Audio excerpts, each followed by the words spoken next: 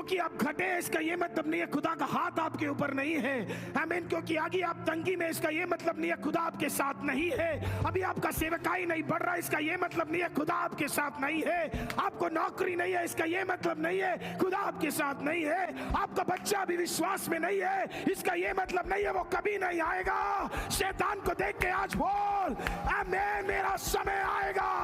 There is a time for everything। हर चीज के लिए एक समय है।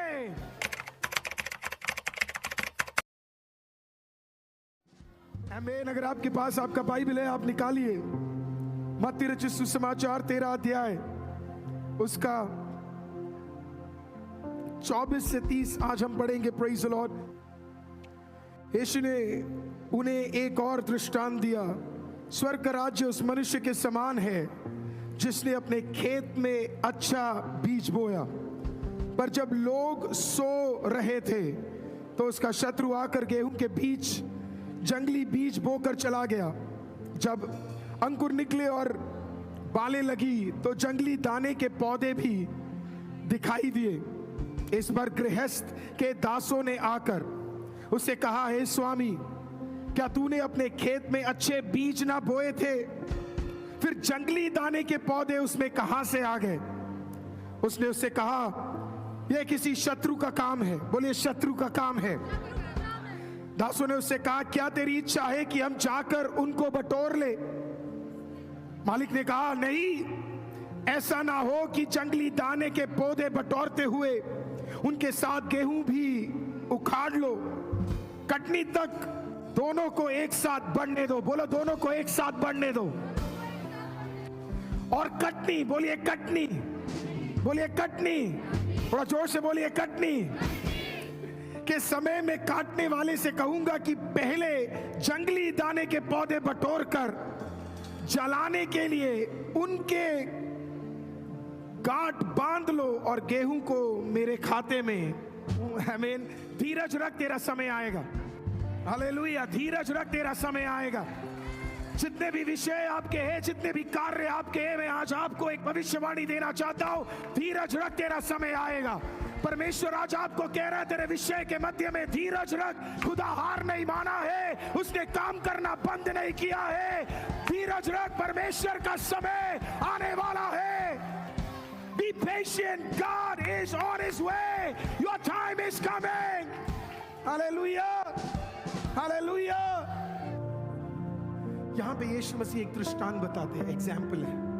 और परमेश्वर यीशु के प्रचार का खासियत ये था, वो इतनी गहरी बातें भी इतनी सिंपल तरीके से समझाते थे कि सामने वाले को समझ आ जाता था। इसके लिए वो अपने प्रचार में हमेशा एग्जाम्पल्स उठाते थे ताकि लोग सो ना जाए करके।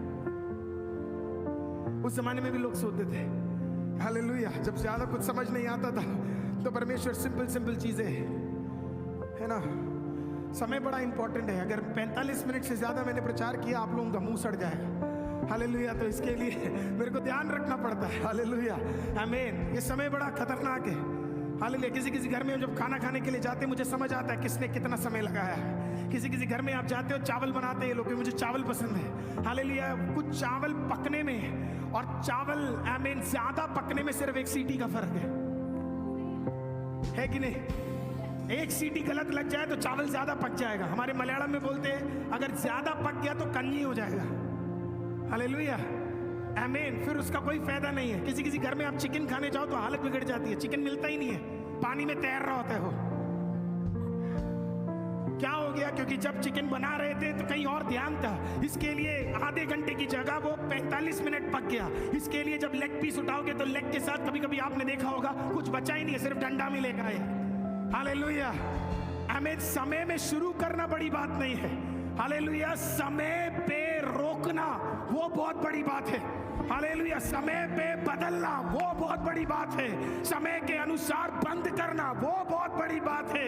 कई लोग समय से शुरू तो करते हैं लेकिन समय से बदलना नहीं आता। Hallelujah. Time is very important. हर चीज का टाइम है। अगर समय पे चेंज नहीं किया तो वो पक जाएगा, वो दिक्कत हो जाएगा, वो परेशानी हो जाएगी। और इस वचन से हम 5 चीजें सीखने जा रहे हैं आज। 5 चीजें। यहां पे कहानी बताते वक्त यीशु मसीह बताता है, एक बीज का बीज का मोल लेता है। और ये जब बीज का एग्जाम्पल परमेश्वर ले रहा है तो दो तरीके से बीज का एग्जाम्पल ले रहा है। एक, हम बीज है, बोलिए हम बीज है। दूसरा, परमेश्वर ये भी कह रहा है तुम्हारे हाथों में भी परमेश्वर ने कुछ बीज दिए है। हम सबके हाथों में परमेश्वर ने क्या दिया है? बीज दिया है। आमीन। हमारे बच्चे हमारे बीज है, हमारा नौकरी हमारा बीज है, हमारा बिजनेस हमारा बीज है, हमारा आइडियाज हमारा बीज है। कुछ बीज परमेश्वर ने हमें दिया हुआ है, हम खुद भी बीज है। अब देखिए, जब परमेश्वर आपको कुछ बीज देता है तो बीज अगर कहीं पे रखा हो, बीज का कोई मूल्य नहीं है। बीज का कोई मूल्य, कोई फायदा नहीं है बीज का। बीज बीज है। आप उसे 2 करोड़ का बीज हो या 1 लाख का बीज हो या 10 रुपए का बीज हो या 1 रुपए का बीज हो, बीज अगर कहीं पे रखा गया उसका कोई मूल्य नहीं है। उसका मूल्य कब आप जानते हैं? जब उसे आप मिट्टी में डालते हैं। हालेलुया। हमारा कोई मूल्य नहीं है, हम ऐसे ही इधर पड़े रहेंगे, हमें कोई फायदा। लेकिन जैसे ही हमें मिट्टी में डाला जाता है, हमारा मूल्य वहां से शुरुआत होना शुरू होता है। हालेलुया।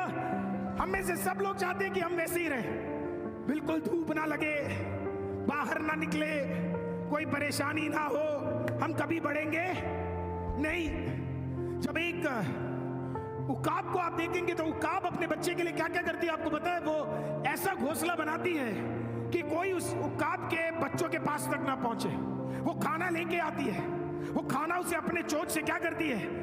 खिलाती है। अपने चोंच से वो उसे सुलाती है, अपने चोंच से वो उसे सहलाती है, अपने चोंच से वो उसे संभालती है। लेकिन जब वो तकरीबन 3 साल की हो जाती है तो वही चोंच लेकर वो क्या करती है? आमीन। उस छोटे से उकाब को लेकर आमीन बड़े हाइट में छोड़ देती है। आप जानते हो, क्योंकि उकाब हर दिन घोंसले में पड़ा रहेगा। आमीन। तो उस उकाब का कोई फायदा नहीं है। आपको और मुझे अगर घोंसले के अंदर रखा जाएगा तो आपका और मेरा कोई फायदा नहीं है। आमीन। संभालने वाला एक दिन था, खाना देने वाला एक दिन था, लेकिन ऐसा भी दिन आएगा जब खुदा उठाएगा और जिस हाथों से खिलाया उसी हाथों से तुझे फेंकेगा, ताकि तू उड़ सके, सीख सके, बढ़ सके, जान सके। हालेलुया। तो बीज का कोई वैल्यू नहीं है जब तक वो मिट्टी में ना जाए। आपको और मेरा प्रार्थना ये होना चाहिए कि परमेश्वर मुझे कहां पे डाल? मिट्टी में डाल। मिट्टी आसान जगह नहीं है। हालेलुया। मिट्टी के बाहर रहना बहुत आसान है, मिट्टी के अंदर घुसते ही सब कुछ बदल जाता है। मसीह के बारे में जानना और मसीह जीवन व्यतीत करना दोनों अलग है। हालेलुया। 2 तरीके से आप मसीह जीवन व्यतीत कर सकते हो, एक वचन के अनुसार, दूसरा वचन के ना अनुसार। हालेलुया। वचन के अनुसार अगर आप नियमों का पालन करना शुरू करोगे, आसान नहीं है।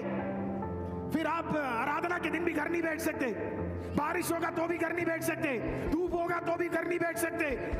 हालेलुया। आपको आना ही पड़ेगा, आराधना करना ही पड़ेगा। पसीना है तब भी करना पड़ेगा, बारिश है तब भी करना पड़ेगा, भूख है तब भी करना पड़ेगा, कठिनाई है तब भी करना पड़ेगा, क्योंकि हमने मसीह जीवन में अपने आप को ढाला है। हालेलुया। मैंने हमेशा देखा जो एक मसीह है, जो एक असली मसीह है, उसके पास बहाने नहीं होते। असली मसीह कभी बहाना नहीं मारता। 2 घंटा दूर है, 1 घंटा दूर है, बारिश हो रही है, तूफान है, उसे फर्क नहीं पड़ता, क्योंकि वो मसीह है।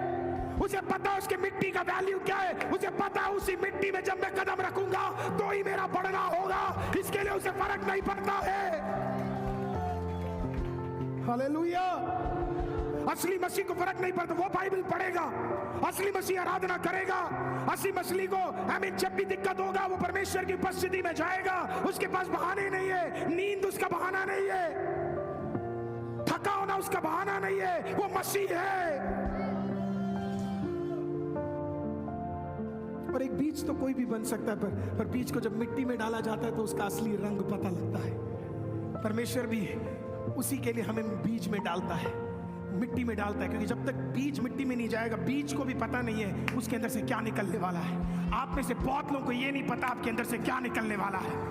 हालेलुया। बीज को नहीं पता उसके अंदर से ऑरेंज आने वाला है, बीज को नहीं पता उसके अंदर से एप्पल आने वाला है, बीज को नहीं पता उसके अंदर से कोई और प्लांट आने वाला है। बीज बीज है, बीज को नहीं पता। बीज को पता कब लगता है? पता है जब 6 महीना, 8 महीना, 10 महीने बाद, आमीन, जब उसके जड़ मिट्टी को फाड़ कर बाहर निकलता है, तब बीज को समझ आता, ओ माय गॉड, मेरे अंदर क्या छुपा था मुझे नहीं पता। और इनफैक्ट तब भी बीज को नहीं पता लगता है। बीज को सिर्फ इतना पता लगता है मैं एक पौधा था, चलो पता लग गया।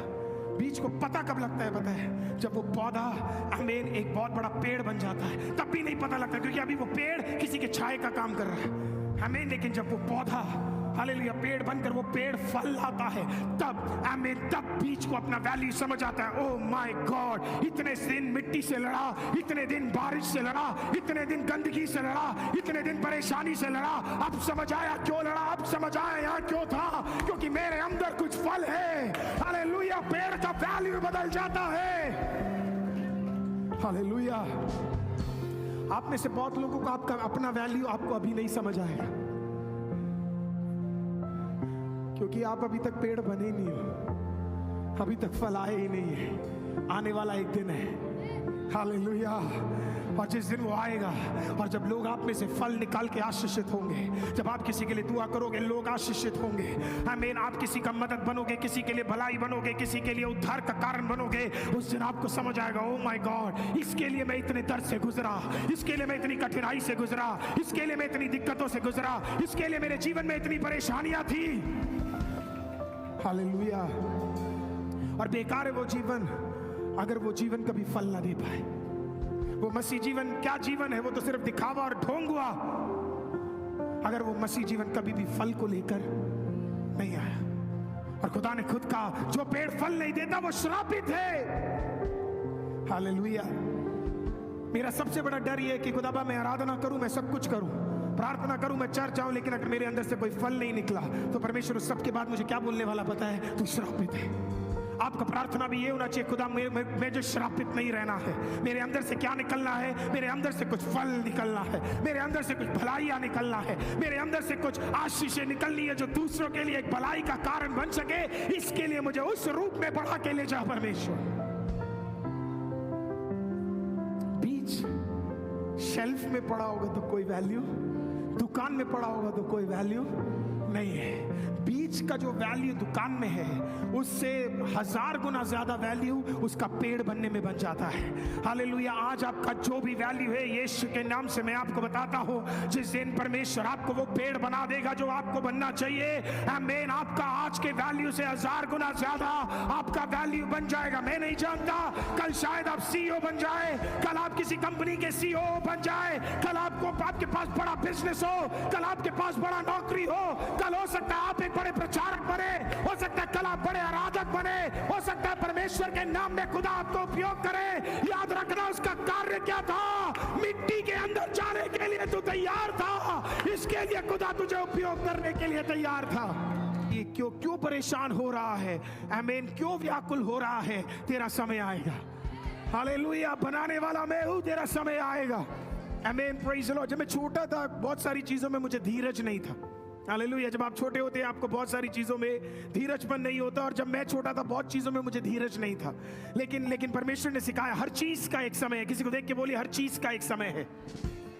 इक्लेसियास्टिस की किताब इस प्रकार से बोलती है, पैदा होने का समय है और मरने का एक समय है, बढ़ने का एक समय है तो घटने का भी एक समय है, पौधा डालते हैं तो वो गड़ने का भी एक समय है, और वो आमीन बड़ा होकर आमीन उसके कटने का भी एक समय है। हर चीज का एक समय है। Everything has a time.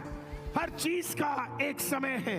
Hallelujah. और समय से पहले और समय के बाद आप कुछ नहीं कर सकते हैं, क्योंकि खुदा आमीन हर चीज समय के अनुसार करता है। कि जो तुझे आज आमीन तुझे घटी में देख रहा है, उसे देखकर बोल आमीन अभी मेरा समय नहीं आया है। My time has not come. क्योंकि आप घटे इसका ये मतलब नहीं है खुदा का हाथ आपके ऊपर नहीं है। आमीन। क्योंकि आगे आप तंगी में, इसका ये मतलब नहीं है खुदा आपके साथ नहीं है। अभी आपका सेवकाई नहीं बढ़ रहा, इसका ये मतलब नहीं है खुदा आपके साथ नहीं है। आपको नौकरी नहीं है, इसका ये मतलब नहीं है खुदा आपके साथ नहीं है। आपका बच्चा अभी विश्वास में नहीं है, इसका ये मतलब नहीं है वो कभी नहीं आएगा। शैतान को देख के आज बोल आमीन मेरा समय आएगा। There is a time for everything। हर चीज के लिए एक समय है। 38 साल, प्रेज द लॉर्ड, आमीन, उस जगह पे, आमीन, कोई भी 38 साल नहीं लेटता है। मैं आज तक किसी भी व्यक्ति को नहीं देखा बिना चंगाई के 38 साल एक ही जगह पे हर दिन पानी में गिरते हुए। लोग आते हैं 2 हफ्ते में, अगर चंगाई ना मिले तो वो खुदा को छोड़ देते हैं, लेकिन 38 साल एक व्यक्ति 38 साल दिन सुबह शाम बार बार वो हर दिन इंतजार करता रहा, मुझे आज चंगाई मिलेगा, आज चंगाई मिलेगा, आज चंगाई मिलेगा।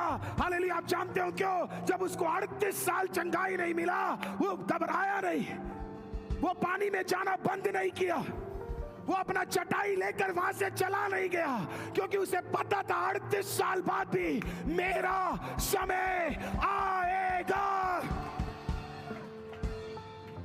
मेरे हिसाब से यहां पे 38 साल से कोई भी व्यक्ति नहीं है जो विश्वास में है।